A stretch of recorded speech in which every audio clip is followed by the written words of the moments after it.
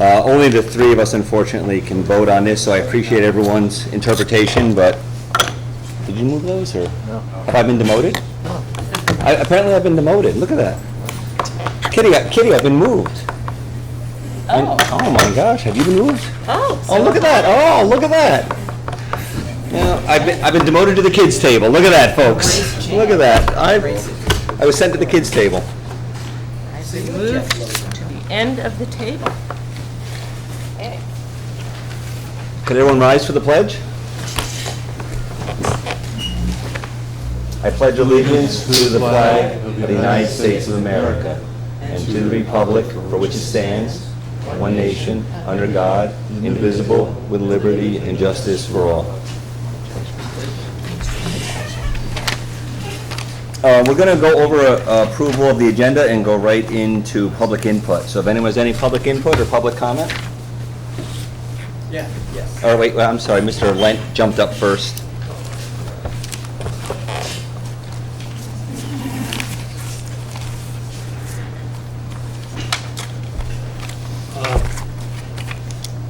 I had a couple items I wanted to speak to the board tonight.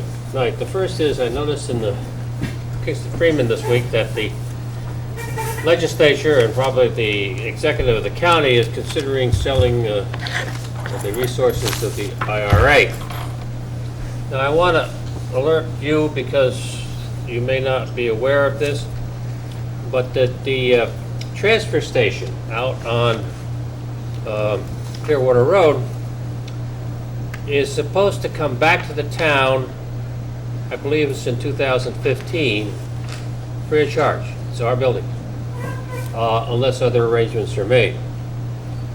So, of course, this would be impacted by any kind of selling of the IRA.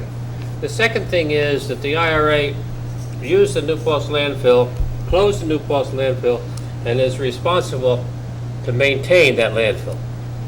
I understand, and I've heard, that at times it has taken over $200,000 a year to take care of that landfill and pumping out the water and transferring it away. If the county was to sell the IRA, I doubt any private organization would take on those responsibilities. So what I'm saying is, either through your legislators or also, I think that any activity on that, final activity on that thing, the town of New Paltz and town of Lloyd, for that matter, should be at the table to be sure that their interests are protected. No, actually, I apologize, Dave. Can I ask you a question? Sure.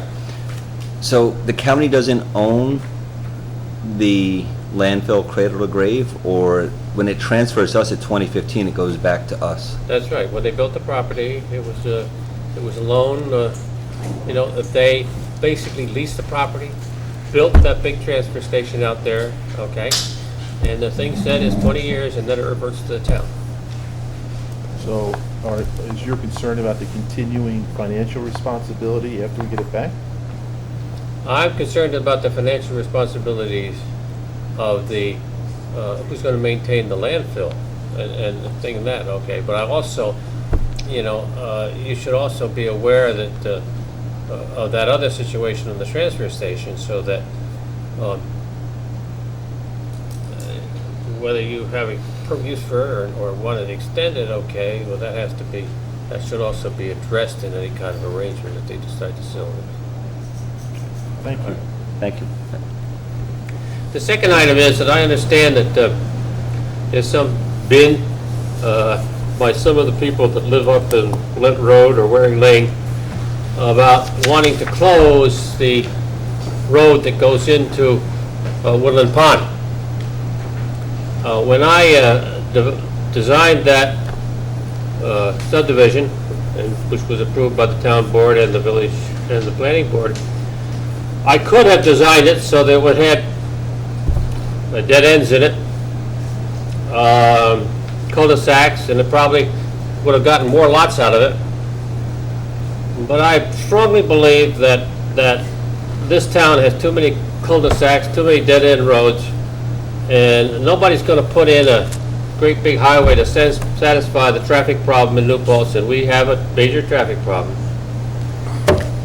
And therefore, I think it's very important that we continue to keep that road and other roads open to try to alleviate the traffic problems that exist in the town. And I know that none of you here were probably around 50-some years ago when the town board and the village board decided they'd take, which was Fulton Road, which ran from Manheim to Prospect, where Henry Du Bois is now, and extend it from 32 all the way to North Putgoynes Road. There were a lot of people that were upset about that proposal. But the town and the village boards at that time said, we've got to do something about the traffic. And just think what would be the condition in this town today if there wasn't Henry Du Bois Drive. If you think traffic is bad now, take that street out and have only one street through the town.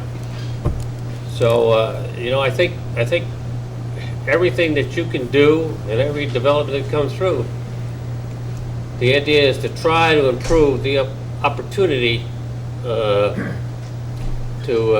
address traffic problems, and one of the main reasons is let's get rid of cul-de-sacs and certainly not make more of them. Thank you very much. Thank you. Thank you, Dave.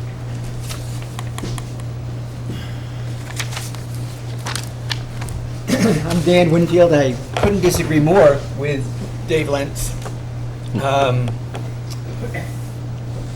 Thoughts. First of all, I'd like to thank you. We seem to have a little progress in our development. Bob Leghorn has mowed and bushwhacked. Al Wegner is starting to put in some new tree, or is planning to put in some new trees. And I don't think that would have gotten done if you folks weren't pushing. You do a lot for us. You put in a lot of hours. A lot of it's thankless. Well, I thank you every once in a while. But a lot of it's thankless, and you know, you have, I think, many more supporters out there than you have detractors, despite what you read in the New Paltz Times sometimes. The chain, I think, should be installed. The village planner, Kurt LaValla, has been out there a couple of times, and I gave you the handout, but I'll just read what he said. David Klauser provided me with the documentation presented during the Woodland Pond review process. The traffic consultant for the Village Planning Board Resource Systems Group, who are out in Utah or Colorado, it's not even a local group, is, if nothing else, assertive in recommending that the right-of-way connecting Woodland Pond with Lent Drive eventually be dedicated as a public street. The Planning Board embraced this recommendation in its approval resolution. However, I find no suggestion that the right-of-way be utilized for anything other than emergency response until the interconnection is improved by the town roadway specifications and accepted for dedication. Likewise, the specific language of the resolution precludes all but emergency responders from using the right-of-way under the existing conditions. Eventually, that road will be paved, I'm sure, but it can serve as a secondary road but be chained off. In the event that it's needed for access, egress, the chain can certainly be removed. The fire trucks would be able to just blast through it. The police and the ambulances can get through easily enough. We have just too many people walking, biking in that area. And the traffic that uses that as a shortcut to get to North Putt is tremendous. It increases weekly. So I would really like the board to consider making that a priority item. Also, to have this developer comply with what they're supposed to be doing in terms of the things that were put in their permit requirements, and to get our roads finally dedicated. It's been over 6 years. We've had no snow plowing for the road. We have no leaf removal. We have no police involvement out there. It seems to be taking forever. So whatever you can do to move things along would be appreciated. Okay. And Woodland Pond is very much in favor of the they haven't gotten me in writing yet, but I talked to the executive director and the facilities director. They're both very much in favor of having that chained off. It'll make their property more secure. People won't be using their roadways for a shortcut. The village certainly has no problem with that. So whatever you can do would be helpful. Thanks. Thank you. Thank you. And just one thing to add is Robert Seidman, who is Executive Director out at Woodland Pond. He actually does not concur with the statement you made, Mr. Winfield. What he stated is, with regard to Mr. Winfield, I spoke with him last week. I advised him that Woodland Pond Management would not be advocating on behalf of his preferred status of the road. So, well, you made your public comment, and I am with you, Dan. So, I mean, then that's dated July 25th. So, Woodland Pond has made it very clear also, just so everyone knows, the requirement to change that road, and Dan, you know I've been pushing for years to get that completed and dedicated, and I thank you so much for thanking us, because we've been working very hard to get that completed and dedicated. We are moving forward on that, and thank you for your sweat and sweat equity into that, because you're one of the drivers of it. But it's both a condition of the approvals of the Ulster County Planning Board, the Village Board, and when I say Village Board, I apologize, I'm speaking of the Village Planning Board. And when I say board for town, it would be the Town Planning Board, because they're truly the ones that develop and give a view of what a community looks like. So the Town Planning Board, the Village Planning Board, along with the Ulster County Planning Board and Woodland Ponds, all have that as a connector road. So to change that from a connector road to something different would require a review again through all of those boards. And that's actually But now it's a legally. dangerous road. Well, that's a totally different issue, but that would have to be reviewed again. So the traffic study that was accepted matched all the traffic studies that we've had done in this community for the last 20 years. So there's no new traffic studies that don't match past traffic studies.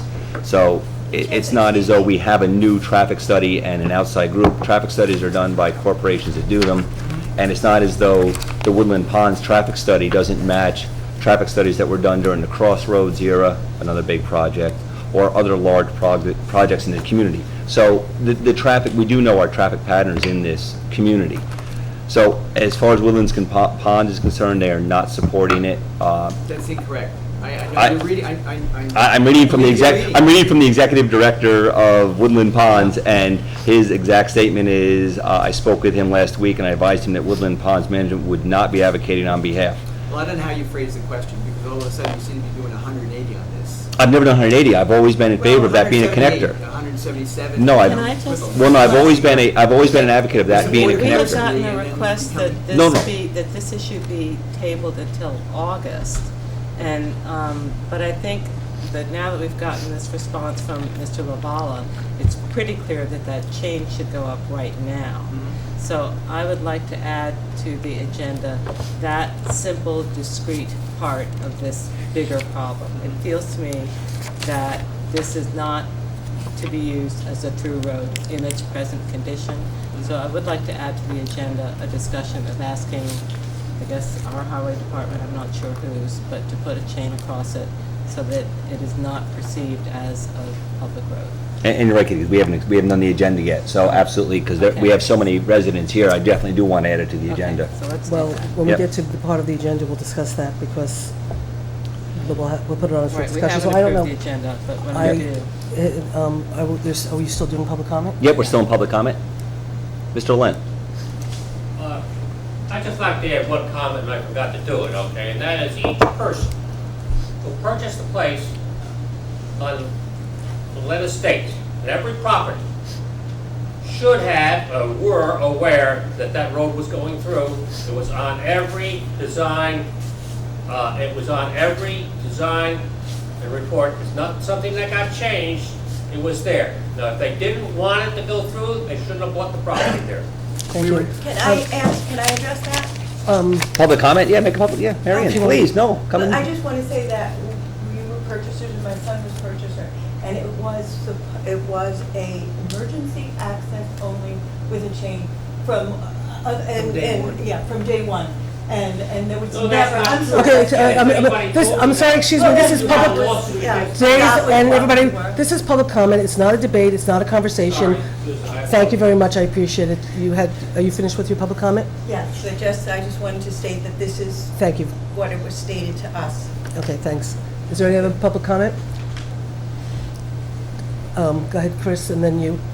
I asked the board last week about the banning of prescribed burns. I just wanted to see if there was any headway on that. I know you guys are busy, if there hasn't been, maybe we can. It'll be on the agenda for a future date. This agenda was already pretty much in place from the last meeting, so we have it as something to bring up at a certain point. Perfect, thanks. Thank you. Go ahead. Yeah, so I just wanted to speak again on the proposed chicken ordinance. I did double check where I went were R1 properties, including your home, Mr. Logan. You are zoned as R1. The farms around your home are zoned as R1. Agriculture is allowed on R1 properties. In fact, it's allowed to an extent. And chickens right now are not allowed under R1. So the farms operating in R1 with chickens are technically doing that against current zoning law. And I feel that should be addressed. We should address reality. We should pass a law that allows for chickens responsibly and humanely in the town of New Paltz. And I also feel that passing it on to the planning board is a step in the wrong direction. I think the town board has the information it needs to propose an ordinance, and you should move forward with drafting an ordinance, having a public hearing, and enacting an ordinance. Passing it on to the planning board is going to delay the process. We already know members of the planning board have come out outspoken in opposition to allowing chickens anywhere in the town of New Paltz for any reason, because of personal, moral, ethical beliefs. And no rational argument is going to change that. I don't know if you followed the dialogue that's been ongoing, but we already know that members of the planning board are in opposition to it, and no rational arguments are going to change that opposition. So I'd like to ask the town board to pass a law. We got 100 signatures on that petition, asking the town board to take action, not asking the town board to pass it along to another board, another body. So thank you. Thank you very much. Thank you. Anybody else would like to speak? Everett? If anybody passed the law that allowed chickens in the town of New Paltz, I will take you to court all the way to the Supreme Court of the United States and it'll cost you millions of dollars. Okay? Thank you. Okay, anybody else who wants to say anything during public comment? I'd like to say, I'm Andy Lawyer. I own one of the properties at the end of the Lynn Farm development. And, there probably could have been a little more education process for myself when buying the property there. You know, it was sold to me as the house at the end of the cul-de-sac. I believe I probably didn't do my due diligence well enough to research it. But I do believe at the time, speaking to a lot of people about the Woodland Ponds project when it was developed, that there was a little bit of communication or changes about how originally it was supposed to go through Ermines Lane, and then there was the water sewer lines couldn't be developed. There was all this topic. And I was always told at the time, you know, that they put those extensions in there of cul-de-sacs for future connectivity, and that's just kind of boilerplate that's what they do nowadays, you know, for cul-de-sacs, so that the towns and the organizations have the right to be able to extend off of them. But when I bought the property, or when I started to go into contract to buy it, I didn't own it yet, it took a long time to develop, that there was no plans for actually having a full secondary access road to go through there.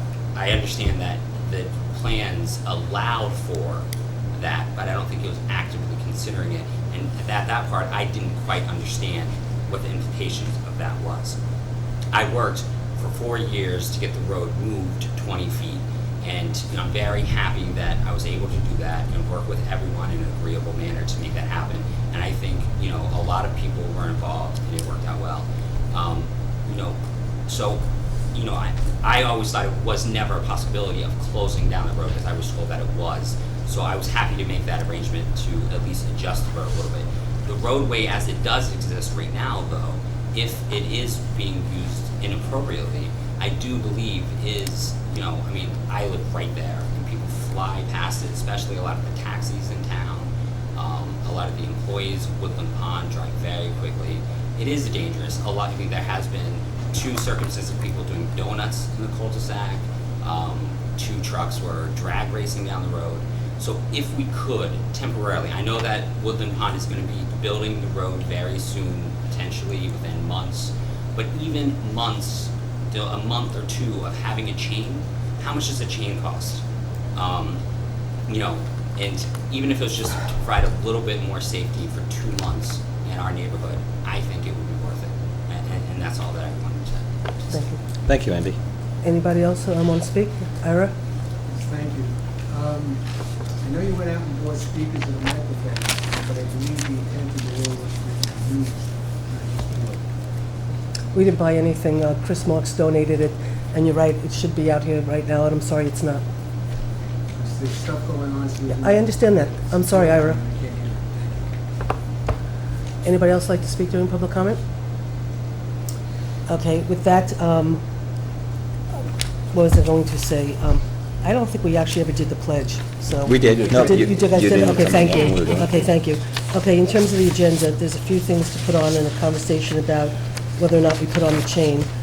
We do need to put on the reappointment of Pat Schwartz to the ZBA. It was requested today by the Kelly from the building department that her term expired 12/2011. She did ask to be reappointed, and since there's a couple of serious projects coming before the ZBA, it was asked for us to do this now, so everybody would be sworn in and be legal before any action is taken at the ZBA. So if that's okay with everybody, we'll add that to the agenda. Yep. That's fine. We also need to add appointment of seasonal help. And we were just asked about the chain to be put on. I guess I'm going to just say very quickly why I don't feel comfortable about that is this was asked to be put on the agenda for this meeting. We had said that we'd put it on for, no, you wanted it last meeting, we said we'd do it this meeting. Some of you weren't going to be able to be here, I think, this meeting, so we said we'd put it on for the August meeting. I had gotten a lot of responses from some of the residents saying, thank you, that would give us time to do our due diligence while we did our due diligence. In the interim, the village has gotten involved. There's a lot of emails going back and forth between the village board, the planner, the village building inspector. We have our building inspector, a lot of different people weighing in with a lot of different opinions. And so it was recommended to me by the village planner that we might want to put this on the agenda for our August 15th, I think, is our next, is our joint town village meeting. Yeah. So it was suggested that we put it on there. And after conversation today with the building inspector and some things that she said and whatever, I just feel I'm not ready tonight to make any decisions because I don't know what's legal, what's not legal. There's just too much information flying, and I would feel more comfortable that this be put on the agenda to be discussed in its entirety at August 15th at the village board meeting, joint town village board meeting, so we can really address it and decide what to do. And if we decide to take temporary measures, let's at least do it thoughtfully as opposed to just reacting. And I don't feel comfortable doing that because I don't know what the consequences are, and that's just my desire. But it's up to the board to choose what they want to do. I'm new to the board, so I don't have all the history. I'd prefer to have more information myself before we take a temporary measure, because it may be an inappropriate temporary measure. I'm going to take an appropriate temporary measure. So I'm in agreement with you. Well, I think the simplest thing is just to vote about whether or not to add it to the agenda. Okay. I am in favor of adding this to the agenda, so I would Okay, like to vote on whether or not to add it to the agenda. Those who would like to add it to the agenda? And I'm just in favor too, and the only reason being, Kevin, I understand your history is, history or history notwithstanding, is I couldn't vote to support it or not support it right now because, I'll be honest with you, there's a break point there, and without having the proper information, I don't know where that is. It may not be legal because it could, the village line goes somewhere close to that road, and then the town takes over. So I agree, I mean, I don't have all the information, but I don't mind discussing it, just so you know. I mean, I don't have a lot of the history too, and the most critical, and although, and Dan will tell you, I've been to the PBA, I've been to the, planning board meetings, the ZBA meetings on all of these, and you know, Chris will let you know that I've been to the meetings on moving the road, and we got that accomplished, but I don't know where the break is on the road, so I don't even know if it's legal for us, Andy, right now, for us to even put a chain up. I honestly don't know. And we're not going to come up with that answer tonight, to be honest with you. I mean, I know where the road is. It's going to take some legal advice. We definitely need to get legal advice on Right now, we're just trying that. to, Yeah. we're taking a vote So of I whether or would not like this. to. I don't mind discussing it though with you, Kitty. So Just- I make a motion that we add a discussion of putting a chain across Mud Road to our agenda. Is there a second? Second. Kevin? I'm out. Go ahead. I don't want to, I have to leave here tonight at 9 o'clock, Yes, I know, we all have. right? So Well- in all fairness, I'd rather not spend time talking about it tonight when we can't do anything about it. So I'm not in favor of putting it on the agenda tonight. Jeff? I'm in favor. Jean?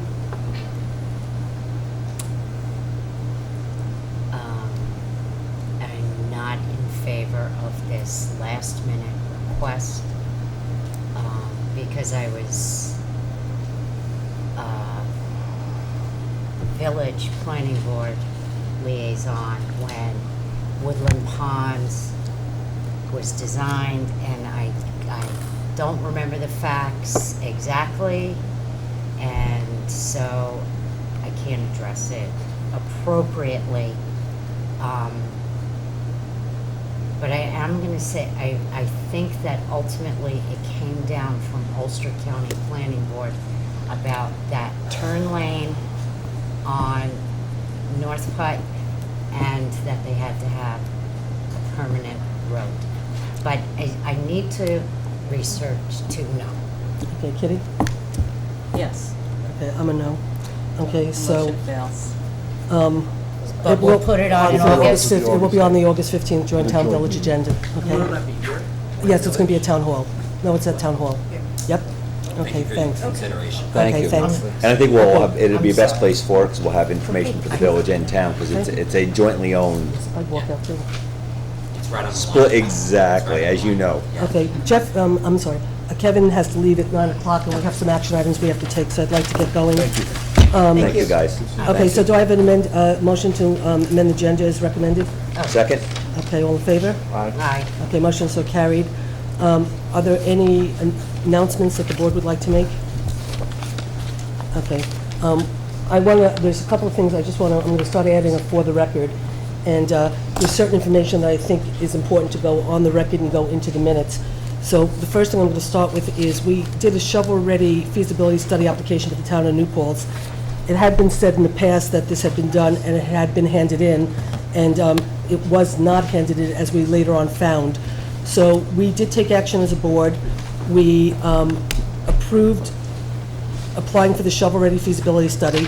I sent it up to the county, and I asked for the county to please put in writing that they actually received it, so we can have confirmation that it truly was handed in. And, excuse me? Do you want me to start from the beginning? Huh? No, but I mean, it's. Okay, I'll talk louder, Everett, okay? A shovel-ready application was supposedly put in last year by the prior town board. It had never been put in, but a lot of people thought it was. We took action to approve putting in the application. I sent it up to the county. I asked the county to confirm in writing that they received it, so therefore everybody knows that it was truly handed in, and it's not speculation. So what I'm adding to the record is a confirmation back from the county that they received it with the application itself. So that's now in the record. It was formally done, and they're going to convene a shovel-ready meeting to look at this application, and hopefully we'll receive it and we'll be able to get going. The other thing I'd like to put in the record is we've gotten a third notice from the Controller's Office about the fact that the annual report for the town has not been submitted. And I wrote back for the third time to the Controller saying, quote, "It's incredibly frustrating that we have yet to submit the annual report. I served as town supervisor for the town of New Paltz from 1996 to 1999, and the annual reports were submitted on time every time. It is my understanding that the former administration missed the deadline for submission of the annual report for years. My intention was to have the annual report submitted on time. The town board hired an outside accounting firm to perform the audit in early January. However, the outside auditor was unable to reconcile the books and asked for an extension. At the end of the time, she told me that the report was still not able to be finalized. The town switched accounting systems in the spring of 2011. At that time, due to the conversion, the integrity of the town's financial data under the prior administration did not remain intact. This is a major contributing factor to the finalization of the audit for the fiscal year ending 2011. The outside accountant has reported that the audit should be complete within the next 2 weeks. Unfortunately, I've been told this before, and I can only hope that this time it will be true." So here's the letter that was sent to the Controller, given to all the town board members, with the third letter from the Controller. That's for the record. I was told that it should be done this week or next to come back to the town board to accept, to be sent forward. let's hope that that's true. Simultaneously, we've heard from the Controller's Office that we might be getting the Controller's report shortly. The way it works is they send it to the town. They send it to the town as a unofficial memorandum. The town has 30 days to respond. It goes back to them, and then they send it back to us as an official document. I've basically let the Controller's Office know that as soon as I get it, the town board it'll be sent to all the town board members, and my intention is to accept it at that moment, make it public, and then we'll start to work on what we have to do to correct things and put it on record. So I've let them know I'm waiving the 30 days, and that I'm choosing not to hold it from the public and from the board. Well, it wouldn't be held from the board just would not be allowed to talk to. When you get it, they sent it to the town board. The town board, it's sent as unofficial. The town board has 30 days to respond, to basically say, we don't think we did this wrong, we don't think we did that wrong. We send it back to them, they put it into a document and send it back to us, and that's the formal document. I put the Controller's Office on notice that as soon as we get it, it will be a public record. That's all I'm saying. I don't know why you're looking confused, Bill, but anyway, so I'm just letting you know. Bottom line is you're gonna release it. As soon as we get it, it's going to be released to the public. No problem. Okay. Next topic. Okay, and so hopefully we will get it within 2 weeks, but it could still be another 2 months. It's very unnerving not to be able to close last year, but it is what it is. Okay, so Chris, why don't we have to do the Doug Road, and we have to get it done tonight, because I talked to the USDA lady, and she's concerned about us getting this application in and the money not getting reclaimed by the federal government. So if you could come up and do Doug Road with us? Prior to that, Susan, do you want to do executive session? What was the decision made in that? Yeah, I'll do that after, sure, thank you. Or you can do it right now while Chris is Okay. sitting here, it's fine. And I Okay. apologize, Chris, just sit there, don't move, Chris. Okay, what Jeff is asking me to do is, We open the meeting with executive session. we opened the meeting with executive session. We took action in the executive session, and I would like to put on record the action that the board took in executive session. The town board reviewed a complaint dated June 14th, 2012, as referred to the town board by the police commission, that there was, by the police commission. The town board determined there was no violations committed concerning the recent public auction of 2 police vehicles. And that's the action taken by the town board. And I would just like to note that I am abstaining from that vote because I was not present for last week's discussion. Okay, Chris? Doug Road. Okay, hold on. So, that's No, this. correct. Yes. I got it. Okay. Yeah, we have 2 Got it. things Chris is going to talk to us. One is an amendment to the expenditure for highway money. Yep. The other is Doug Road, but Doug Okay. Road's more important at this moment because, Do we have $10,713 in money budget? Yes. Okay. We also, I just received this. We It just- looks like we've got Additional money. additional money to cover that $10,713. which I will, See that? you got a copy in your box, but I did. yes, you did. But what Chris is referring to is, I got a letter from Senator, Exact amount. I got a letter from Senator Bonasek saying, "Dear Sue," which, not even Dear You Sue. did that. Dear She Sue. gave you your money. Oh, my God. So this- That's exactly the difference between his NRCS and the town's 25%. And that- $10,713. What is the figure in that letter? $10,713. I rest my case. So. And notice how should we Senator just vote- Bonasek wrote Dear Sue. Should we just, Not the Honorable I Susan didn't Rice, notice is it? that. can we just Dear vote Sue, to I approve did. this? So, well, I think what Chris needs to do is, congratulations on receiving $10,713 in additional flood mitigation and flood control funding through the New York Works Program for 35 Doug Road project. And then it goes on. It's great, and I'd like to thank Senator Bonasek for coming through on behalf of the town of New Paltz. I think it's just really important that Chris, before we approve it, explain, there were 2 ways to go with this and what he's recommending we do, just so before the board votes, they know what they're voting on. Very simple. Forced account, the highway department does all the work. NRC manages it, they go out, they put it out to bid. I believe bid is going to cost more money because you have to go prevailing wage. I spoke with Dave Clauser. Although I'm a little uneasy that I do not have a plan from the NRCS yet to give me exactly what and how the work is to be done. I have an overlay of it. They don't give me the exact plan until we sign the contract. But meeting with Dave, it's not without we can do the work. It shouldn't be a problem. We have a month to start the work after the contracts are signed. Small window. And I have, I believe it's to November, September to finish the work. That which shouldn't be a problem, it's not a big section of the road. No, it's just some paperwork that has to be done first, which I've already started. You have to complete it by November 7th. November 7th. I can't see it being an issue. Either we deal with it now, we deal with it later. Now, we're not going to pay anything, it looks like. Let's do it now. Let's do it now. Well, Okay. we have to, if we're gonna do it, we have to do it now, because we're gonna lose the money if we don't. So, according to the USDA, who I spoke to yesterday. Okay. So, you're recommending we do it? We do it correct under doc- forced account, the highway Right. does the work. Okay, so do I have a motion to? I make a motion authorizing the highway to enter into the Doug Road grant agreement force account with the USDA. Second. Is there any discussion? No. All in favor? Aye. Motion so carried. Okay, if we can do the amendment to the expenditure for highway money, and then I want to do the DPW while Kevin's here and try to keep moving. This has to do directly, actually, with Doug Road. I would like to substitute or add on to my 284 North Ohioville Road versus capping Albany Post. The difference being that the highway is paving Albany Post themselves. I farm out the work being done on North Ohioville.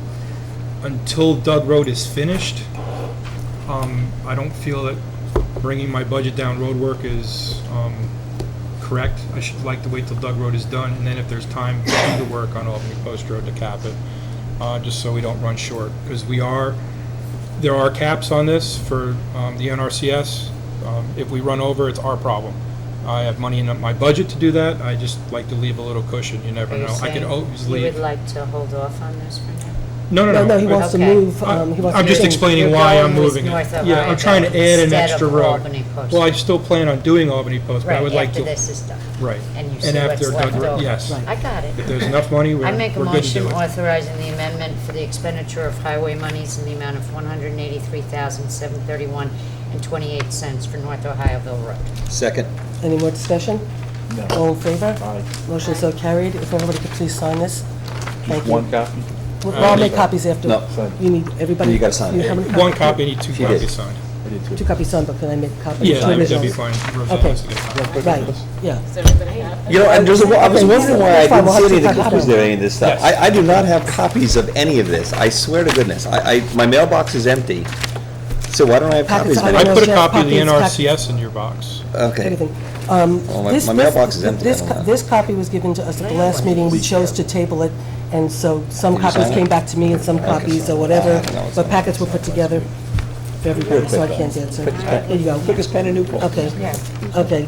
Next, Chris, you got a lot of work ahead of you. okay, I want to keep moving because we have to get out of here at 9 o'clock. Yeah, wait a minute. Consolidation of building and grounds and highway. I'll do a quick little background, and then you could go into the more specifics. A while ago, when Chris, myself, and Bob Leghorn were out figuring out how we were going to fix the parking lot in the back for the handicap accessibility and pick all the potholes and stuff, we started talking about a consolidated highway and building and grounds. And Bob Leghorn and Chris Marks both agreed that they thought it was a good concept, that we have a tendency to buy a lot of equipment and maybe not the best. If we had one department, there would be the ability to possibly buy better equipment, get rid of some of the equipment that we don't need, be a little bit more efficient with our manpower. We have a situation right now where somebody retired from the highway department. We have somebody in building and grounds who's got the certification and licenses. So if building and grounds and highway were merged, they could fill into that slot and still do buildings and grounds, and we could start to reduce the amount of people we have and deliver better services. So we had a conversation about that. Bob and Chris got together to talk about how we would merge the two departments. We're not for the moment calling it a Department of Public Works. We'll determine the title later because that depends on how it gets managed. And right now, we have a elected highway superintendent, and there's a lot of work with that needs to be looked at. Since that happened, Bob Leghorn has put in his retirement, and he's leaving at the end of September, which puts a little bit more onus on us for us to, guys, are you, Yeah, with we're us, with you. sir? No, we're with Okay, you. this puts a little bit of onus on the possibility of having to replace Bob or not. By doing the merged Department of Works or merged Building and Grounds Highway, we don't have to replace Bob Leghorn. Chris Marks is more than willing to take over. He feels that it's a way for him to manage when they're not that busy in the winter with plowing. His guys can help with Building and Grounds. In the summer, when they're doing a lot of road paving and weeding and stuff, Building and Grounds can help with the highway, and that it really works a lot better. It also helps in the sense that when we get into the middle school thing, we'll bring up the fact that OSHA has basically said at times that having Building and Grounds underneath the highway, the supervisor's office with the gasoline and the equipment is an OSHA violation. I know that my assistant gets sick very much when they're coming in and out with the tractors, so they need to be moved out of there anyway for safety reasons.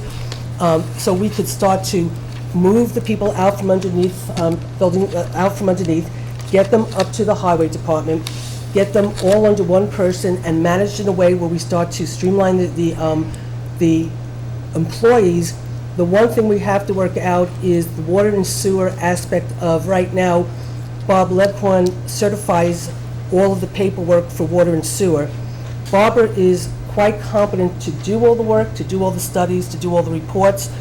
She does not want to be responsible for signing off on the documentation. Dave Clauser can legally do it, or we can bring somebody in outside to manage that, but we can work that out if we all agree that this is the direction we want to go in. And so what we can do after we talk with Chris is, if we decide we like this approach, start to manage the approach as Bob phases out, and then some of the details we could start working out in the next couple of meetings in terms of how we want to bring somebody in for water and sewer, and then ultimately we have a little bit of time to figure out what we're doing with the position that Chris is in right now, which is an elected Hari position, and whether we turn it into an appointed position. And if we do that, we probably have to have public hearings, and there's a process, but we have time to work that out. But at least in the interim, there's somebody overseeing buildings and grounds, and we could, the biggest issue to deal with immediately is really more the water and sewer and what our choices are in terms of having somebody to be able to sign off. That's my quick update. I'll turn it over to Chris for him to fill in. It's pretty much the same thing. The biggest thing is buildings and water and sewer. You have to have 2 licensed operators to run the plants. With Bob leaving, we will have 1 licensed operator. That does not meet the requirements. Right. Dave Clauser can fill in the interim, but he would be the one at 2 o'clock in the morning at 30 below when he has to come out and be the one actually in the ditch making the connections or looking at it. I don't think that's going to happen. I mean, maybe he wants to do it, but How many does the village have? Like, could we borrow some from the village? as far Is as, Blue licensed No. or? They have a The private village service doesn't that have any does this. certified licensed. They have, They use environmental You know, consultants. what they do is they outsource Yeah. and Do you have any interest in becoming a licensed Class C sewer operator, or? it's a, yes, I do, but it's a time frame. I mean, by the Yeah. time No, I you know have it to would finish take the a year or class, then two, you have yeah. to work as an apprenticeship for a Yeah. year. I also have other people in my crew who are interested in doing the same thing. Okay. As backup, but, this is going to be in September. Oh, no, when he it's leaves. a time It frame, has yeah, to no. be addressed, immediately. This would be a 2-year process, I Yeah. know. As far as the other, it's saving money. I'm down 1 person. If we merge, I need a core of 9 people to plow our roads safely in the winter, depending on the storms. By merging our departments, I no longer need that extra person. I can grab one of the people from buildings and grounds and they can augment it, thus saving a salary. As people do retire through from our town, I believe we can fill the spots in their positions without hiring new people, depending on what they're doing, what their position. Way of saving money. Most of the buildings and grounds equipment is, for best words, junk. It's falling apart. I don't see any need to replace it. I believe by managing our equipment better at the highway garage that we can use ours instead of theirs. Also, by merging, we're looking into all the equipment we buy, that it has to be used for every department. Over the years, highway has bought equipment for highway, sewer has bought equipment for sewer. That's why we have 2 backhoes. You know, it's not, recycling's been left out on their own, do what you want. It'd be nice to buy a piece of equipment that we could all use. I'm not using all this equipment all the time, so it can be farmed around to different, and the cost could be pushed off to each department for maintenance, repair, and the purchase of. As far as personnel, we run 2 crews with a foreman on each crew. So every crew that goes out has a working supervisor with them.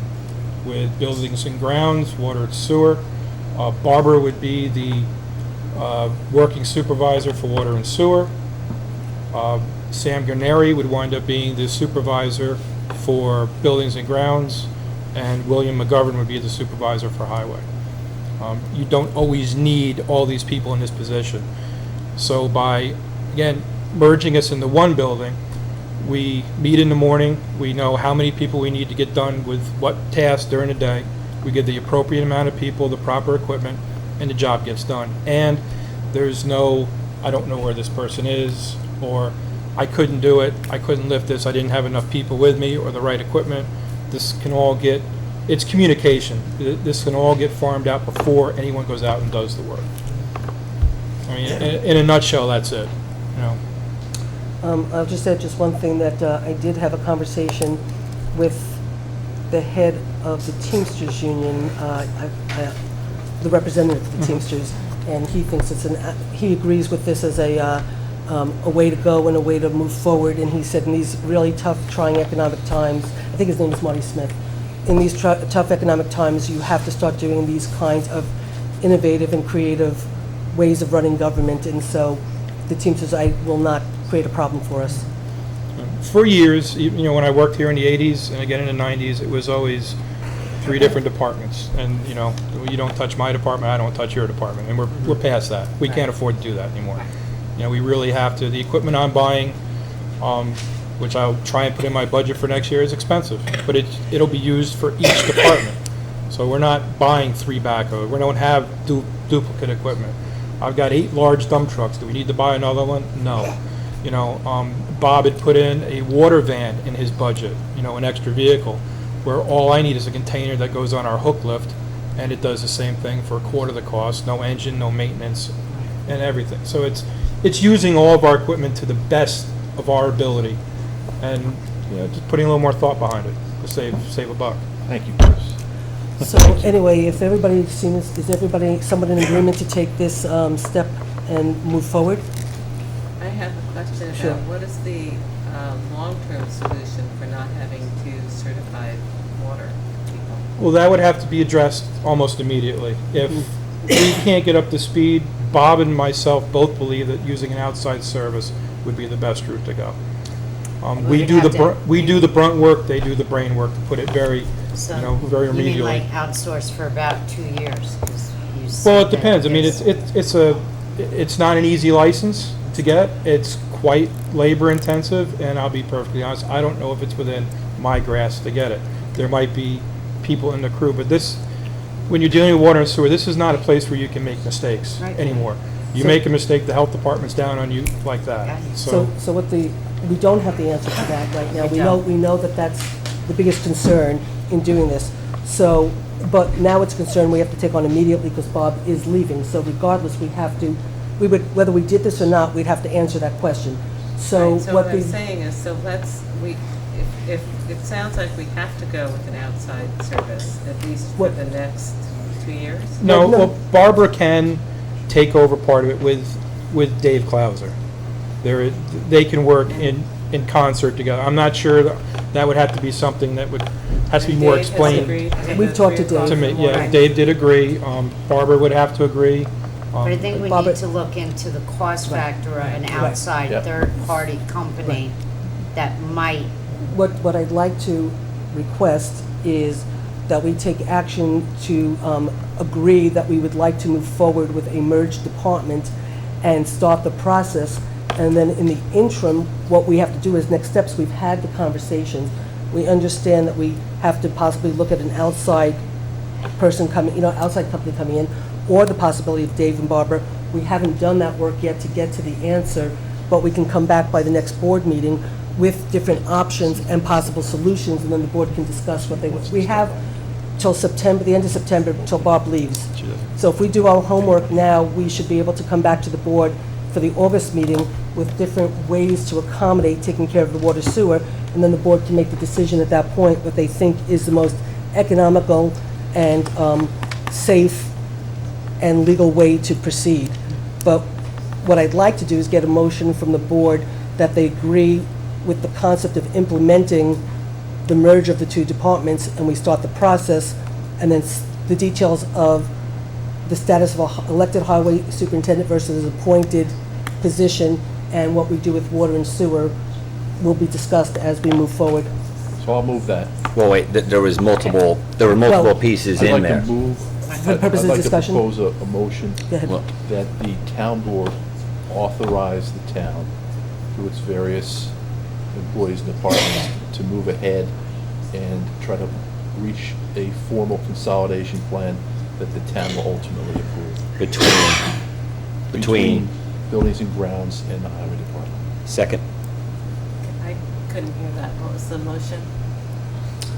There was a motion to permit the town to proceed with a process that may lead to a formal approval of merging the town highway department and buildings and grounds department. I seconded it. My And only comment for discussion is if, we felt we didn't have enough information to put a chain across a road a few minutes ago, and this, I don't have anything to look at. I don't know what physically we would call this. I don't know, you would be the department head of whatever this new thing is. Mhm. And, I guess what would help me for the next meeting is... Did you get this? We all got that at a couple of meetings ago. Yeah, this was put into your box a while ago. Oh. But I have an extra copy. Okay. Okay. We all got But, copies. what would help me would be a flow chart.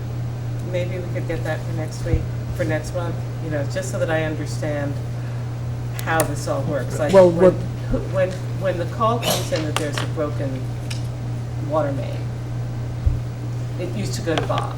It would go to me. Everything is just gonna go... Pretty much Yes. everything goes to Okay. me, and then I assign it to one of the working supervisors under me. I mean, basically, right now, if you would have a water main break in New Paltz, Bob would get called, I would be called probably 10 minutes after that because he has no staff or no equipment.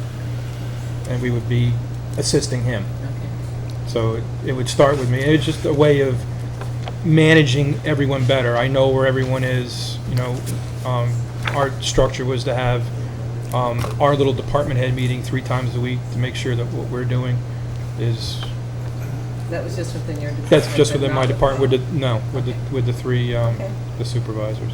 All right. And Kitty, for your answer too, and Chris can tell you from his association meetings, there's many towns all over New York State that have no one licensed at all, and they solely use engineers. They use their village and/or town engineer as their water and sewer, or as the village as they bring in a contractor. So it is standard practice. I guess just the other thing, Chris, is, we're gonna have to look at the contracts to make sure the union is also, Oh, yeah, well, now's is in agreement. the So now we time, can start one, those Bob's discussions. leaving, and 2, we're out of contract. Yep, so we can start that discussion. I did just state a little while ago that I did talk with the union person, and he did agree with Oh, yeah. us moving forward. Yep. And thinks that this is the way you have to Good. go in today's, so, okay, so, any more discussion? All in favor? Aye. Well, I'm sorry, did you still want to discuss? I'm sorry. Do you want us to discuss? Go ahead. no, I don't need to discuss, I'm willing to continue to participate in the discussion, and I think it was the way that Kevin phrased his motion, that I am not actually voting upon a consolidated department, was the way you phrased it. Right. We're moving ahead. We'll eventually get to a point where we'll have a plan that we'll approve or not. Okay, because I have concerns about the legalities of Chris is an elected highway. And that's, okay. And, okay, and I know you addressed it with the, we may have to change the local law, blah, blah, blah. We don't Okay, know. So I have a No, we have concern to about. study that. Exactly. Yes, we know that, So the yes. legality about that Mhm. bothers me. and I don't have enough information to, so I'm willing to continue the discussion. Also, I feel that water and sewer needs to be a separate department. And Gene, can I ask you a question on that? And I have the same concern, because if you look at water and sewer, and as I've been doing for years now, looking at it, and I'll be honest with you, Mike set up a great system, and I've been watching, Chris has been following it, is there's a lot of A and B on it. And one of my concerns is, are we gonna be able to continue, now, we're putting an extra piece onto Chris. Is he gonna be able to watch the A side, B side, and where these crews are? He's already doing it with the highway department, which is a task on itself. Now we're gonna, on top of that, we're going to layer A and B of water and sewer and special districts. So I totally hear you, Gene, so I have that Well, deep concern also. I don't feel that Chris will have a concern overseeing water and sewer. I'm saying that No, water I and agree. sewer It's- itself eventually will need to be, because of the licensing and. I don't think you'll have a what they concern, you're right, spend all the Gene. time. I think you're right, Gene, I'm just concerned about the budget part of it, is making sure that we're billing special districts, water districts, and. Oh, yeah, that, Gene, no, A and B. that's taxation. We That's already gonna had be a we already mess. had a But conversation about that. I do want to, I'm sorry, but I'm going to mention it, that moving forward with this, and should it start in September, we need to be mindful that we are expanding Chris's workforce. I'm just saying it, Absolutely. and Okay. we need to remember. There's a lot of things that we still need to work out, but ultimately, without the board supporting this concept, it's not worth myself and Chris doing all the work that needs to be done to bring these answers back to you. I If you didn't guys say I don't- was opposed. No, I'm I just- said that no. we'll continue. I understand that, and I started it by saying there's a lot of work that still needs to be done, but we needed to see if the board was in agreement with us doing the work to bring back to you, or we should just drop it. I think it's a great idea. All in favor? Aye. I can motion so carried. Thank you. His Okay. Thank you, Chris. His motion says may lead to. It It did did say that. May. Fine, It did just say want to that. make sure it comes out as a may. Thank you, Chris. Okay, thanks, Chris. Thanks, Chris. Okay, why don't we jump into the government center before Kevin has to leave, and then we could wrap up a few more things and leave. I'll do a quick little background. I'll turn it over to Kitty, because I know this has been an issue that's been dear to heart for a long time. I'll just say, from my perspective, this conversation about the possibility of the middle school being a government center was not an idea I came up with. It was an idea that was suggested to me when Fred Betchen was the superintendent of the schools back when I was supervisor in 1996. And Fred Betchen was, I think, one of the best superintendents we ever had, in terms of, he truly understood that the schools belong to the community. And he also went as far as negotiating a contract with the custodians, that some of the custodians' workday was Thursday till Tuesday, so their workday was Saturday and Sunday, and they didn't get paid overtime when the community used the middle school for basketball, for the games program, and all the other things, making it affordable for us to provide more programming to the children and teens of this community.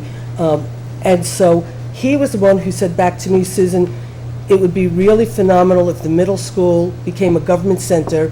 I've seen this in a lot of communities, and it would be a really great thing, but I don't think the community is ready for it. So Fred and I used to talk about it, but it never seemed ready.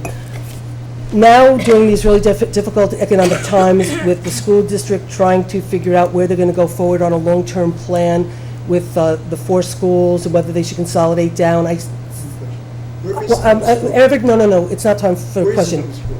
Where's the middle school? Yeah. It's right in the middle of town, Across the street from M&T Bank. And DJ. next to And Convenient La Deli. Bella Pizza. Behind the deli. Next to the Convenient Yeah. Deli. Okay. My kids didn't go there. They went there. Okay, so anyway, with the school district looking to see about possible consolidation, with the fact that we know all the school buildings need work, it just sort of seems like it might be a time that's come for us to consider how we could start to move together as a school, a town, a village, a county, maybe even the community college, and start to see if there's a feasibility to do this.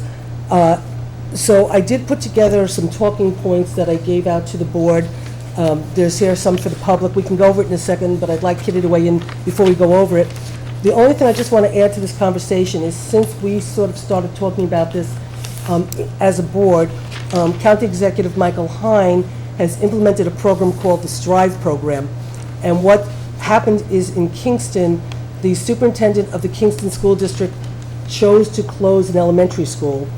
And the executive saw this as an opportunity to do exactly what we're striving to do in New Paltz. But as an executive, he's got more power than any one of us collectively, and he was able to basically do what I think is one of the best things he's done since he's been in office. He was able to basically take the community college, which was up at the Business Resource Development Center. They had extra classes up there. He was able to take the community college, move their classes to the elementary school, thereby freeing up space at the Business Resource Center.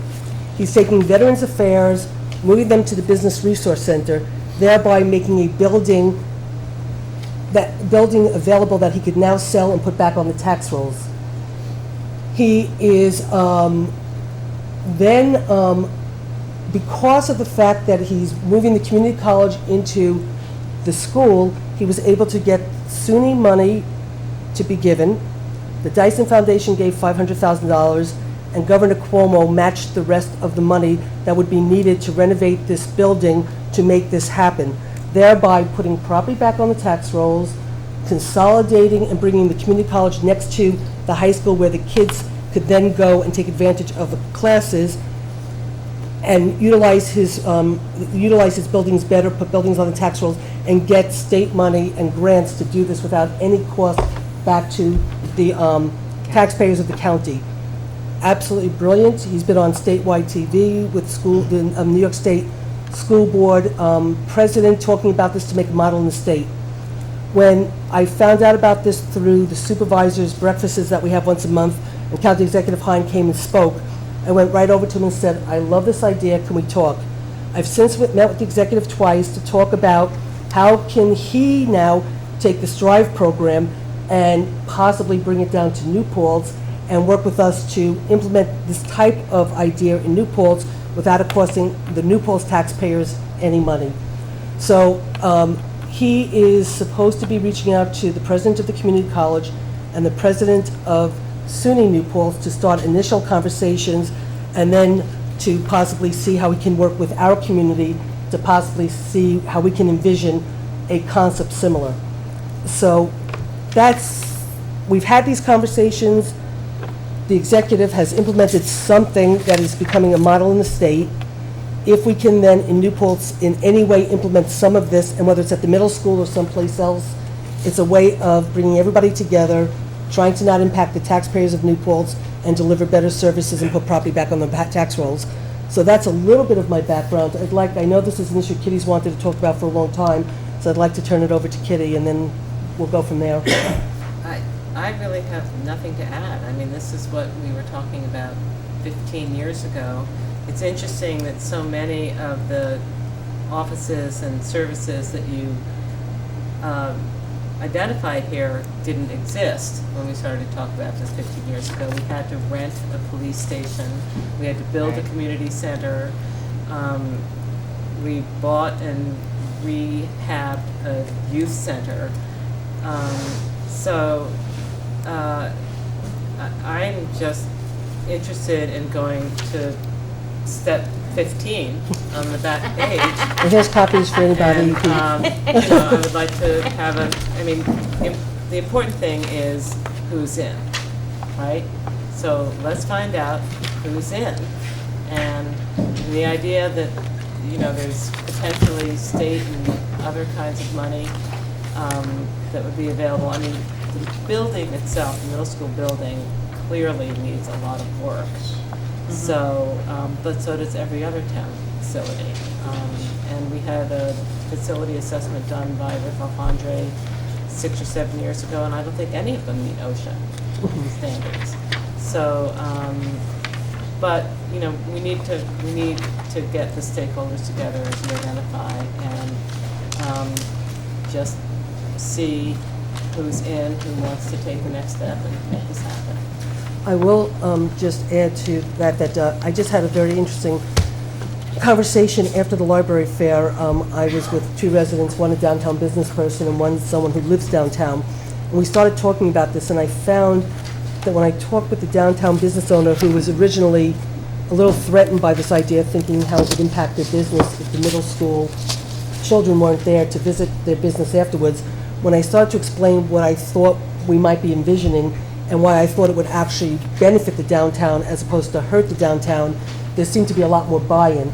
And so it became really evidently clear that you really have to convene people together and convene stakeholders and get them to vision with you and, and get that kind of buy-in, because a lot of times people react thinking it's going to hurt them without really understanding what they're reacting to.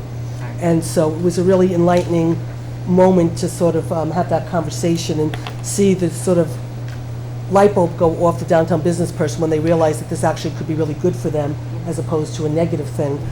So if the board members like this concept, and again, I would like to state just from my own perspective, tying back to what Kitty said, the truth of the matter is the town buildings have seen their day.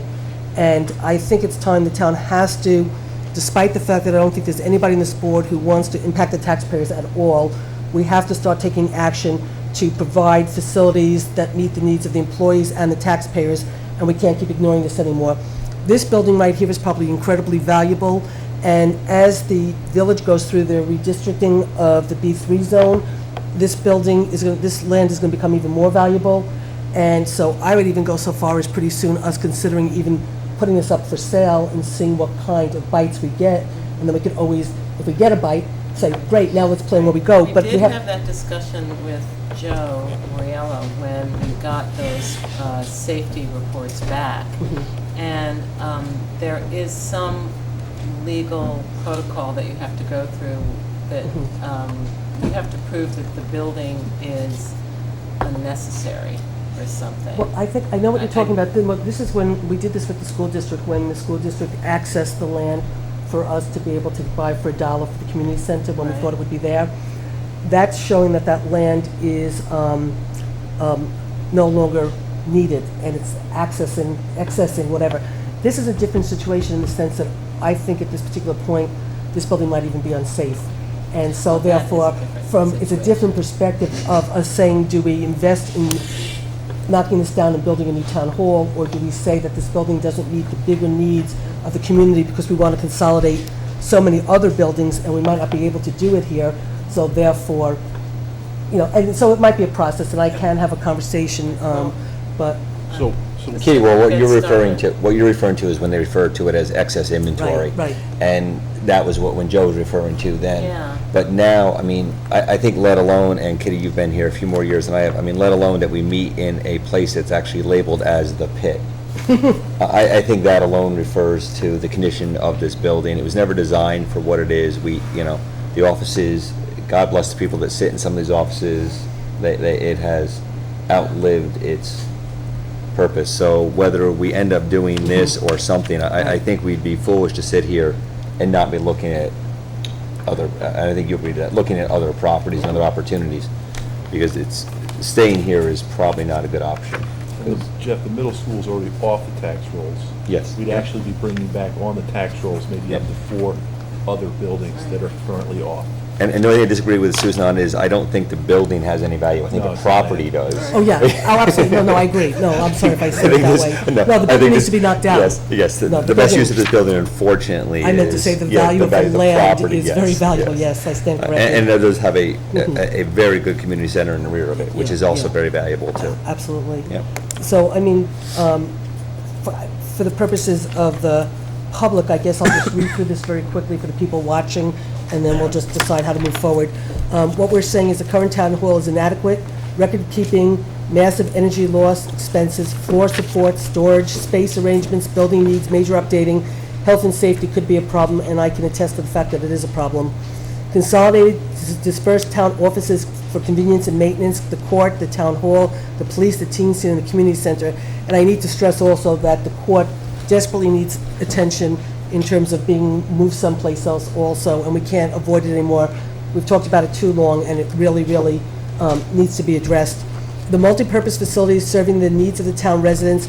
We could have sports activities, indoor basketball, volleyball, fields for all sports, meeting space, continuing education, regularly scheduled lunches for seniors, teen scene activities, performing arts, theater, dance. We could have a centralized police command center with foot patrols.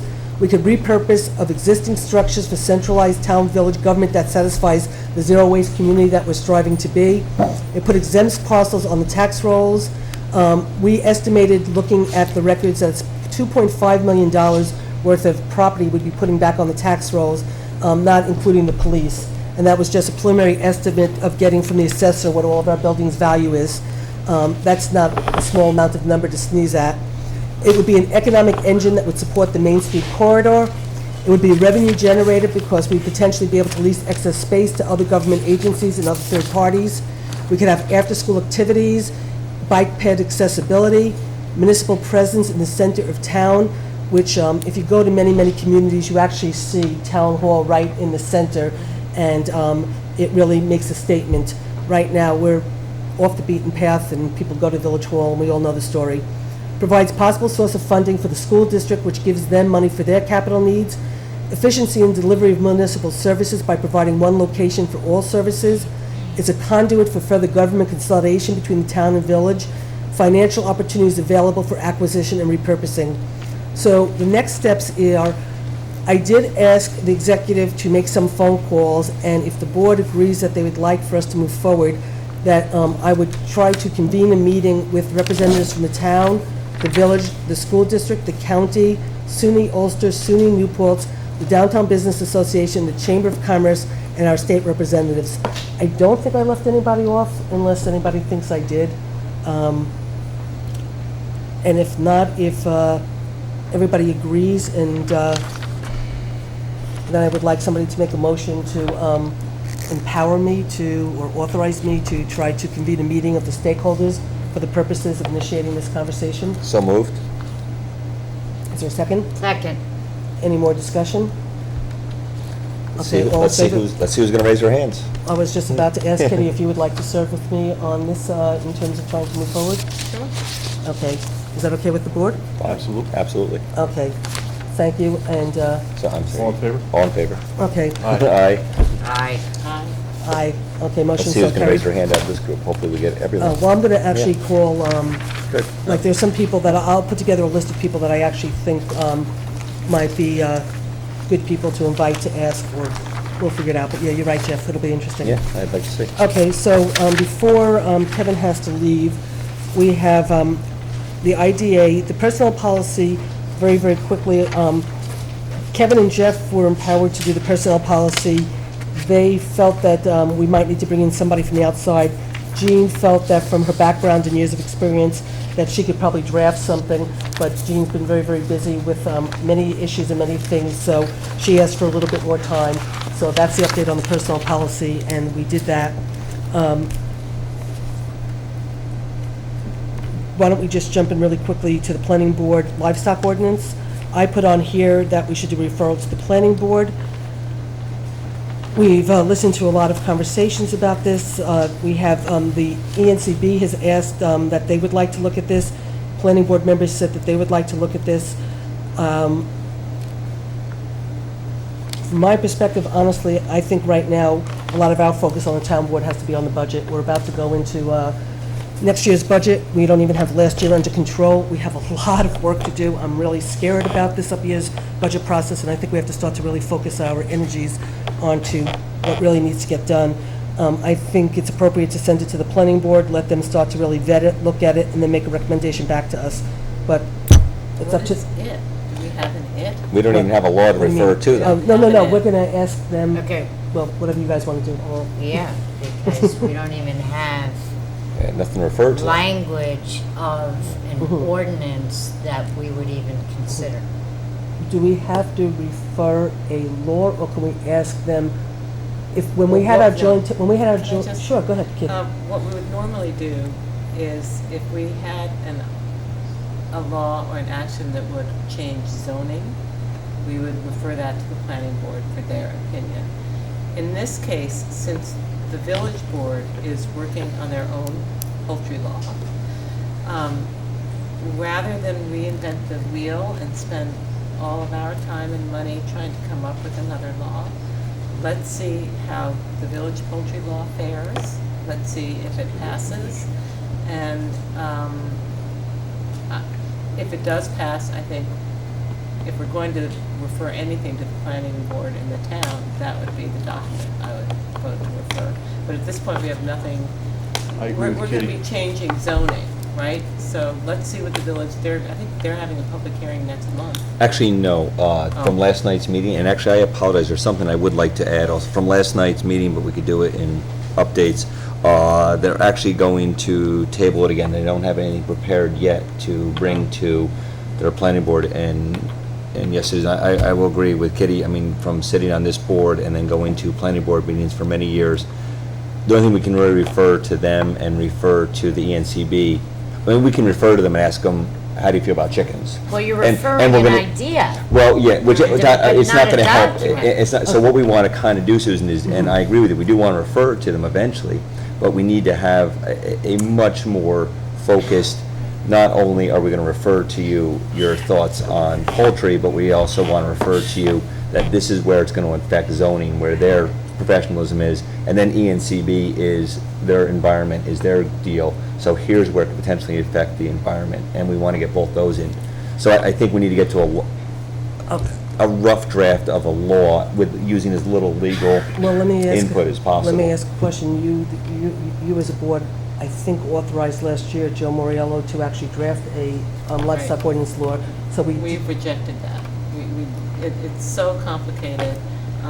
Or it had Eric- the pygmy goats in it. Yeah, Yeah. it was a livestock ordinance. And Okay. we've now said we're not interested in livestock.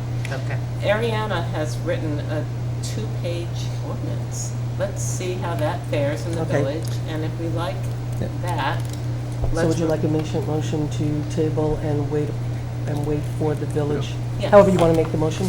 I don't even think it's a motion, but if somebody wants to make this into a motion, they can, but I would like to wait and see what the final village ordinance looks like, and use that as a model for something for us to discuss, and if we like the way it looks, to refer to our planning board and our ENCB.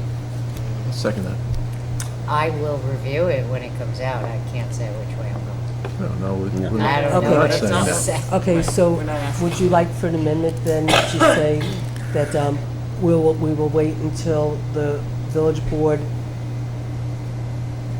Does it Dra- need to be a motion? it doesn't No. have to be anything. Let's go to Just agree the to public table. hearings. Yeah, and they're whatever. not ready for that yet. They just tabled it again last night. Okay, so So they're last night it was not having a tabled. public hearing yet? They have not scheduled a I public need to hearing know, yet. because I live in the village. They tabled it last I night. need to know. There you go, they tabled it. Don't go order your chickens at Agway yet. Okay. So, Jews, you want to make a motion to table this until we see how the village board Yes, handles their livestock ordinance? yes, Yes. Okay, so is that a motion, Kitty? okay, that's a motion. Would somebody like to second that? Second. Any more To discussion? table it. To table it Okay. until the village board, I'm Yep. just tabling. right, okay? Any more discussion? Until the village board Mo- dot. Right. Motion so carried. At All the- in favor? yeah. All in favor? All in favor? Aye. And at Okay, the motion's discretion, if okay. I could just have one moment before Kevin has to leave. Well, I want to do one thing before. Well, Kevin leaves, but go yeah, ahead. this actually might take an action from the board, Okay. and I just asked, this has to do with action taken by village board last night, so at everyone's discretion, would it be okay if I discuss something quickly which may require our action? Go ahead. Last night, the village board is going to be requesting from the 125th Celebration Commission several $100s to recoup some of the cost of OT expenses. For the police. Not for police, they No? don't have police, we have police. Okay, I know So what you for mean their by- own, force. Okay. So I would like to see if the board would have any interest. It looks like potentially the town could be on, it looks like from some quick calculations done today, that would be running $855 for the day. I'd like to have the town request from the ad hoc committee for the 125th celebration, $850 to defer the expenses of overtime expenses of town employees. Can I make a friendly amendment to say up to a Absolutely. cost of $1,000? Well, I just don't want to lock us into a number, and then if it goes over, they're not, Don't say that. Don't say that word. Okay. But the expenses that could be incurred by the town. That's okay, Can just- you start over? Because you lost me. Okay, the village is going to be requesting a few $100s to, The help village is requesting of whom? of the ad hoc committee on the 125th celebration of New Paltz. They have raised, Okay. they have The raised committee $10,000. that raised money. Right. Okay. So I would also like to have the town request from that committee. I'm okay, just so you know, Susan, I'm okay with requesting $850. If it costs us a little more, that is the cost of supporting this incredible event, which I believe will be a great event. It will be a great event for the community, but at least we'll be able to recoup some of the expenses to the community that we'll be incurring in overtime expenses. Okay. What part of it I So lose you on, we Susan? are getting, the town is being reimbursed up to $860. $855 in overtime Are expenses. we talking about next weekend? Yes, that's why we need to Where take we will action. have no traffic on Main Street? Yes. And you think $850 is going to cover our police? I Overtime? believe from calculations that I received today from interested parties, yes, that $850 would be total expenses.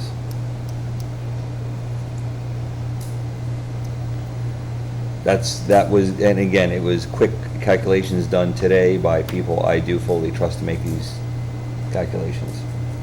You think it's going to be more? You think it's going to be less? I'd just like to I second your believe motion. it, well, first, yeah, I mean, I don't know what the concrete hours are.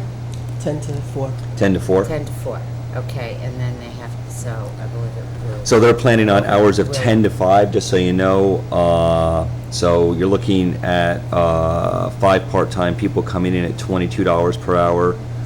That's 7 hours from 10 to 5. Is this the weekend of the Ulster County Fair? Yes. Yes, it is. And they're closing Main Street? Yes, they Yes. are. Yep. Did they get DOT approval? Yep, do you know? they have a DOT approval, they have all the approvals, so, That's gonna be rough. You're just hearing about it now? she's been out of town, actually. Oh, I'm sorry. She was out of town when this was all being This planned. street or something. No, this is Main From Street. P&G's down to Yeah, yeah. the Gilded Otter. So it's Sunday of the 7 hours 125th anniversary of the county fair also. Here's the, Not going out. here's the email Anyway, from. so anyway, we have a motion. Not in my car, anyway. Jean, would you like to increase it? Are you comfortable with the 850? I am uncomfortable with $850, I'm sorry So to say, Susan. $855. To not to exceed 855. If there is further expenses, I think as the town, I don't personally have a problem, Gene, spending extra monies of the town's money to enjoy a town-wide event, which I will, did I think not will be know great. that was the arrangement, but okay. Well, I It's didn't not- know. There is no arrangement. I didn't know last night that that the village was gonna be asking for funds either, but if they're going to be reimbursed from this ad hoc committee, I believe that the town also has the right to ask for funds from this committee. Do we have a second? I did. so- I mean, I'm sorry, for purpose of discussion, Okay. does that seem reasonable, or? Well, I think reasonable. I think it's very reasonable if the village is putting on a 125th celebration, and the village feels the need to ask the ad hoc committee to reimburse their expenses, that the town should have every right to ask for the same so courtesy we're to be reimbursed. Okay. All in favor? So I like, thank you for bringing that The only thing I forward. would say to amend that is that, if the police chief did an accountability, that maybe go up to 1,500. These numbers actually do come through the chief. Okay. But if you do want to increase it, I would be more than happy for that friendly amendment if you think it may exceed that amount. I would just like to say that I do not mind contributing something to Right, this either do I, yeah. community event. So Okay. I'm happy with the amount of 850. I think it's, it's a historic 855. event. Okay. 855. Roseanne, Okay, 855. We have a motion for 855 to ask the ad hoc committee to please reimburse the town for expenses incurred. So we'll be authorizing the And- town supervisor to send a memo to the ad hoc committee for the 125th celebration, requesting $855 to cover the overtime expenses of town employees. And we had a second, if I remember correctly, Yep. Kitty? Yep. Or Jeff, Kevin? Whatever. Kitty first, Jeff first, Kitty second. All in favor? Motion so carried. Aye. Okay, Kevin, motion so you- carried. you Okay, did Kevin, if you not. could just stay real quick to do the 2 appointments, and then we'll do the IDA. All right. do we have a motion to appoint Pat Schwartz to the ZBA for her term expiring 12/2011? Second? Or someone, second? Okay, all in Okay, favor? what, do you Wait, know discussion, I'm sorry. how long her term is? Is it for 1 year, 2 years? No, it's a full Term term. to- It's a ZBA is 5 years. 5 5 years. years. 5-year term. 5-year term. So term to expire 12/31/16. No, Well, maybe. yes, yes. No, Yes. Or, yes. 17. It expired 11. It expired Oh, 11. Expired 11. Oh. So it starts in 2012. Right. So No, I think, no, I think it was, 2016. 12/31. right. It's 2016, right? So 12, 2012? I do believe that was what I said. Yeah. Originally. Because it would go back to the, Anyway. it goes back to the original expiration It's a date. joke. Okay, Okay. so, So, Yeah. okay. any discussion? All in favor? Aye. Motion so carried. Thank you, Jean, wanna thank you, add? Pat, for continuing your service. I would like to make a motion to reappoint Nick Morris to Building and Ground at the seasonal union rate of $15.61 till September 5th, 2012, and make a retro adjustment from $8 an hour to $15.61 as per contract. I don't want to second that, but I'd like to discuss that. I'll second it. For purpose of discussion, he was hired at that rate for a reason at the $10. No, he was, I'm sorry. Yeah, finish no, what you no, said. no, no, go ahead. I Yeah, can't believe we're jacking it up Okay, so no, much. this is what happened. Actually, he was hired at $8, and you had commented that nobody had been ever hired at $8. But then what ended up happening was I spoke to Bill Wallens, because we had hired the other seasonal help through that Chris hired at the $15.61. And so I talked to Bill Wallens, because you had made the comment about us hiring him at $8, and nobody had ever been hired at that. And it actually pointed out, fortunately, something that we need to take up in the next contract negotiations with the Teamsters, that it actually states in the contract that seasonal help for buildings and grounds and highway will be hired at the 50-61 rate. And Bill Wallens had said that we should go back and do retroactive, and that we should basically put that on our agenda for negotiations to bring down the seasonal rate when we So do you checked with contracts. legal counsel I on checked with this? legal counsel. And by the way, he's not even working right now. No, he's not. I understand he broke his foot, so I don't know how, you know.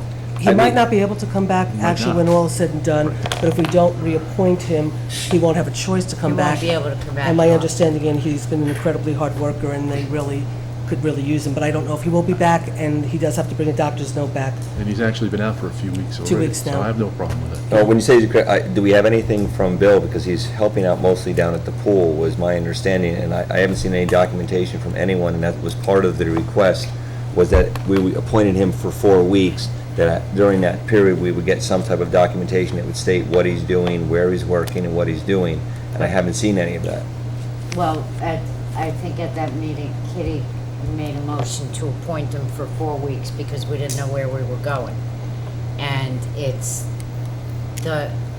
everything we've approved on our list for Moriello Pool, they hire lifeguards and money collectors, and maintenance for Moriello Pool, as long as I remember, is performed by Buildings and Grounds Department. So I feel that the kid is a seasonal worker for the Buildings and Grounds Department, not Moriello Pool, because he's not a lifeguard or I don't know. But that was the request that was made of us, and traditionally, and we didn't get anything from Bob saying, I need this employee, and we haven't traditionally always, the last couple of years, we haven't gotten any seasonal help. And traditionally down at Moriello Pool, a lot of the maintenance has been done actually by the pool staff when they're not doing other duties. I mean, that's. The lifeguards.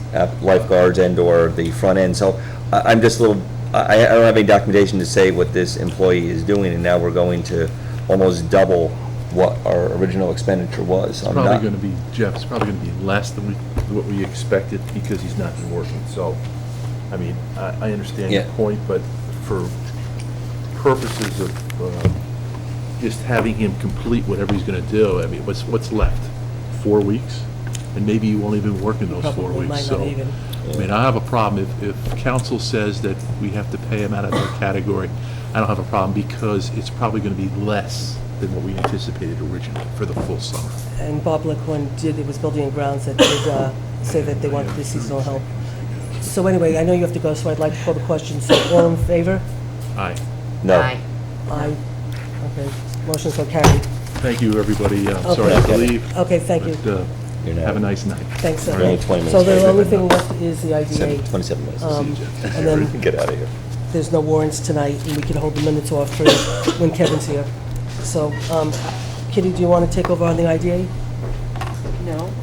Well, you were you were the conversation. You were the one who asked for it to be put on the For agenda. August No, 1st, no. public hearing That- date. Wait.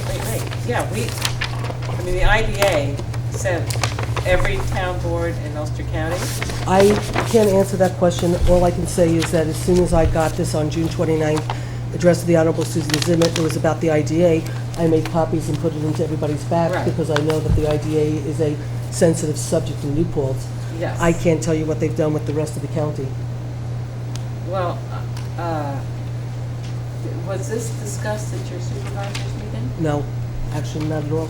You know, okay, well, I mean, I'm happy to go through what I found in it, but I'm not an attorney, and our attorney just left, but, you know, and this is, I appreciate that Carol sent this to Frank Morrow, but from what I can tell, this is a pretty significant departure from their normal process. I don't believe that residential of any kind has been eligible for IDA tax exemptions in the past. So this, you know, I don't know if this is just in Ulster County. I don't know if this is a statewide movement, but, you know, frankly, we see a lot of activity for residential development because it is the most profitable kind of development for the developer. You know, you don't have to put in machinery or factories or anything that goes with manufacturing. And so, you know, I don't really know what the impact of adding more tax exemptions. You know, we have so much tax exempt property in our community anyway, and we talk a lot about how, oh, that's FEMA, getting my acronyms wrong. So, part of what they say in here is that only you can go and speak. Well, it's interesting because you, they will, they look forward to receiving comments, but at the August 8th meeting, the agency will consider all comments. Further, the agency will recognize at the August 8th meeting any chief executive officer of Right. Ulster County and any town, village, or school district located in Ulster County wishing to make a comment on the proposed amendments. So it says any chief executive officer of Ulster County and any town, village, or school district, which would lead me to believe that Chief you... executive officer of those agencies. It's you. That's what they're talking about. Well, no, but I would, I said, but meeting any chief executive officer of Ulster County and of any chief executive officer. Right. In other words, Okay, they don't so- want the riffraff. It's you, baby. Or I can, Yeah. or I can appoint somebody to speak on my Well, behalf. I mean, I Now, think Kitty just dropped it back. I think that this is a huge sea change, which none of us are equipped to understand. And the only thing I think you should do is to go up there and say, you need to keep this public hearing open until you can have a meeting with the supervisors Mhm. and attorneys and understand the impact of this. If they'll let him speak, I mean, it says the chief executive officer, if they will let You need to take care. Susan appoint someone. Mhm. But there Yeah, there I'll are talk about crazy it. things in here that I don't understand, and, you know, I'm sorry that Kevin isn't here because he might, but, it seems like what they're saying in here is that if a project is troubled or fails, they're relieved of any of the responsibilities under the IDA. That seems Well, odd to me. that's what happened to the apple packing plant. Right, They didn't even have to pay back their loans to the town and village.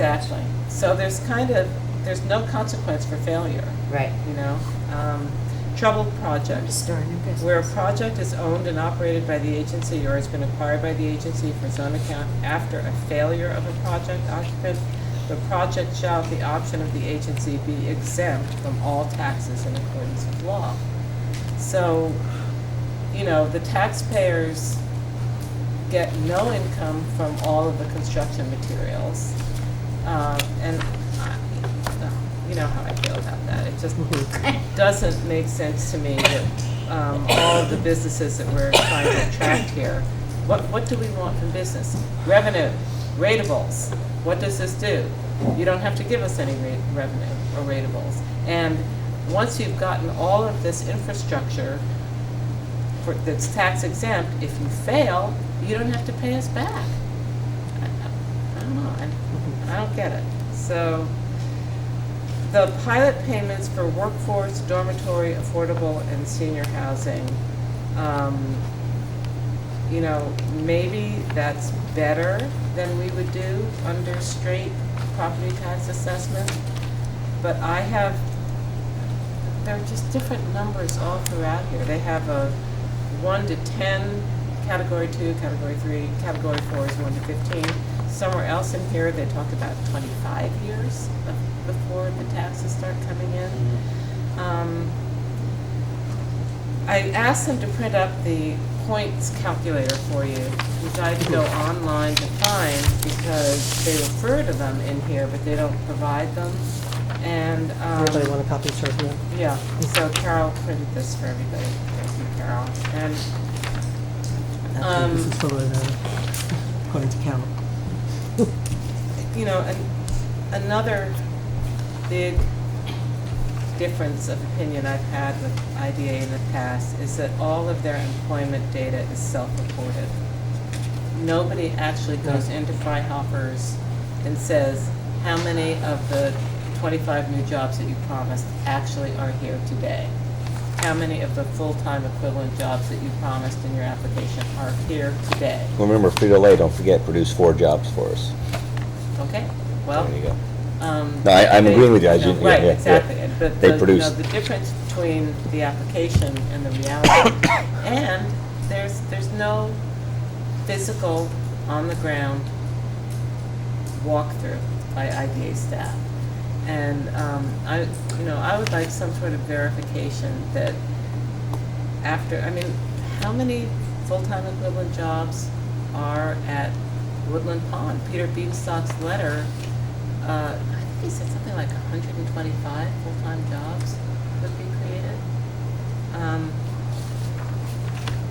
And then I come back to my old thing, which is that the town of New Paltz taxpayer is the one giving up the property taxes, but there's no guarantee that our residents get those jobs, right? So I guess some people feel like it's every taxpayer's honor to fund jobs for other people, because that's basically what this is about. This is saying they don't pay taxes. Instead of paying taxes, they will create jobs. And you don't get the revenue for the project that they're building because that revenue is going to be used to create jobs. So we lose the revenue with no guarantee that it comes back to the town that is giving up the revenue. And I don't think there's any way to force them to say you have to hire New Paltz residents first.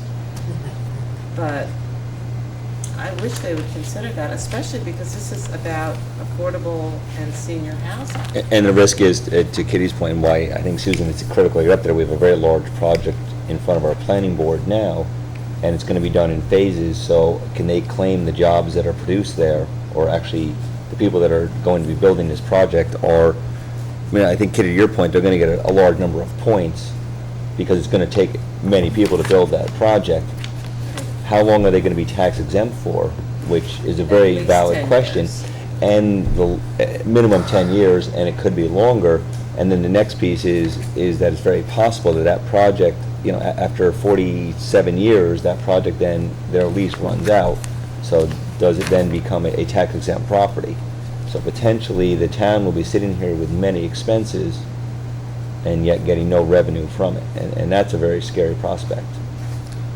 We might actually want to at some point see about going back to every project over a period of time that got IDA funding and take their point calculator and go back and say that we want you to recertify.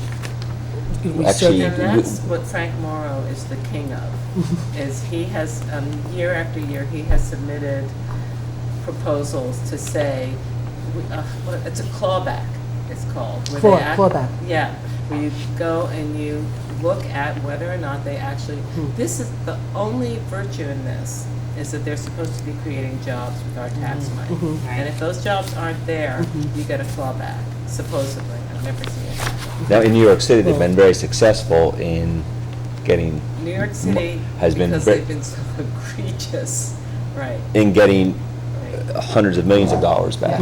Out counties outside of the 5 boroughs have been very unsuccessful in getting monies back, because the IDA, unfortunately, is a self-fulfilling prophecy, because they make their funds through giving Yeah, breaks. I mean, Just out of curiosity, in terms of New York City. There was a huge one against Lehman Brothers, I believe. Another one against Pepsi. Pepsi got a huge one. I know Lehman Brothers was a huge one. That was, at top of my head, $40-50 million they got back from them.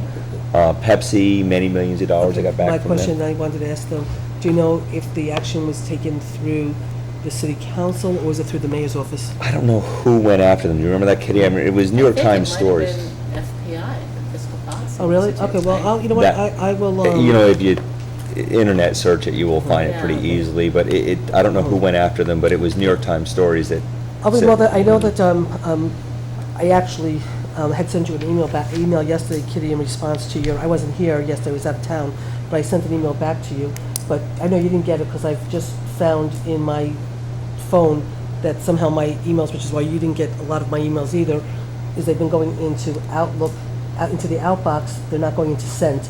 And so I have to find out why, what the disconnect is. Carol sent us a note on it, just so you know. Oh, okay. She sent us a note that Yeah. said there's something's not Yeah, because, going through. and that's what happened yeah. last week too with our Yep. my computer here. I spent Yep. till Friday night at like 7 o'clock at night sending you a bunch of emails and forwarding things, only to like never get a response from anybody. And then I came in They're Monday all and in looked at my your outbox. sent See, I mail. don't have to worry about this. So anyway, so I sent it while I was on vacation for a day and a half. I did send a bunch of emails and I saw your email, Kitty, and I had actually asked you to email me the electronic copy because I didn't have an electronic copy. I had, and then I would forward it to Frank. When I called Carol today on the ride back, she said, I have a letter ready to go to Frank Morrow, and I said, yeah, I noticed my Kitty didn't respond, and I just figured out why. So I said, yeah, please send it to him. He might not respond by tonight, but I'd be more than happy to follow up with him I mean, tomorrow, I think and the main then. thing is to say, you've got to keep this public hearing open. Yeah. This is a huge Yeah. change. We need a lot Well, more I'll do that. time. I'll go, I will, I have to look at my calendar, but I will rearrange it so I can be there. I will speak, I will ask them to honor what you've just asked.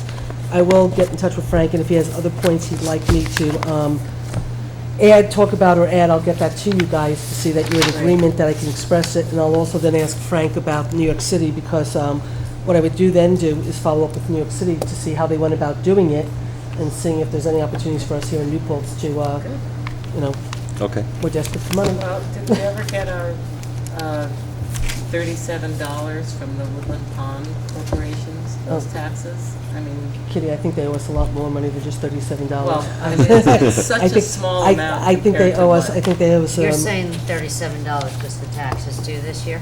And it's a lot more than that. I'm just saying that relative to the $37 million the project cost, Yeah, it's not yeah. a big ticket item. oh, I think they owe us some money from last year, quite frankly, for some other things that I've been trying to review with Bob Redcorn and Dave Clauser, but Water, sewer. I think, water, yeah. sewer, and things like that. So we have some bigger things too, but added to the list of things that have to be chased. So anyway, so I will do that. I will call Frank. I will follow up, Great. and I will go there next Wednesday. So with Yeah. that, I think that should be everything other than, Just one Sure, thing, go ahead. and it's not on the agenda, but we all got Bob's A resignation. retirement letter, and I would like to make a motion accepting his